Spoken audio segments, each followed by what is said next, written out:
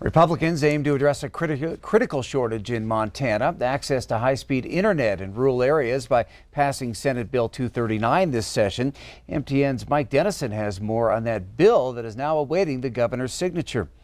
If Senate Bill 239 becomes law, any new fiber optic or coaxial cable installed to deliver digital communication or access to the internet in Montana is exempt from property taxes for 5 years. And for the next 5 years, taxes on that new cable in the ground are phased in at 20% of its value per year. The bill's sponsor, Republican State Senator Jason Ellsworth of Hamilton, also notes that the law requires those tax savings to be reinvested in more new cable. It's kind of a snowballing effect of get a small abatement up front, reinvest in fiber, and then continually growing. Telecoms serving rural Montana are strong supporters of the bill, arguing it can't help but encourage more cable being put into the ground. Jason Williams of Missoula-based Blackfoot told MTN News the incentive will help position Montana to take advantage of much faster wireless and cable networks for the next 20 to 30 years.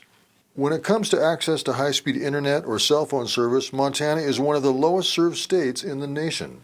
Ellsworth believes his bill can help change that status. If you look at where we're at today with only 50% being served, we at some point have to make that decision. What is going to be a big enough incentive? In speaking to the local telecoms, this is a game changer for them and able to serve those communities. But a fiscal analysis of the bill says it will cost the state's treasury $600,000 the next 2 years and more after that.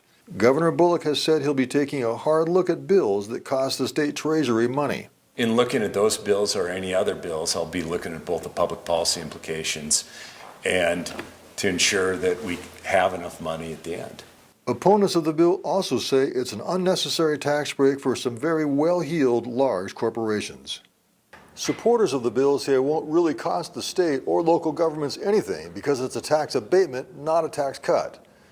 But we'll find out soon what one very essential person thinks, the governor. Reporting from Helena, Mike Dennison, MTN News. That bill passed with some bipartisan support, but a veto would likely kill it.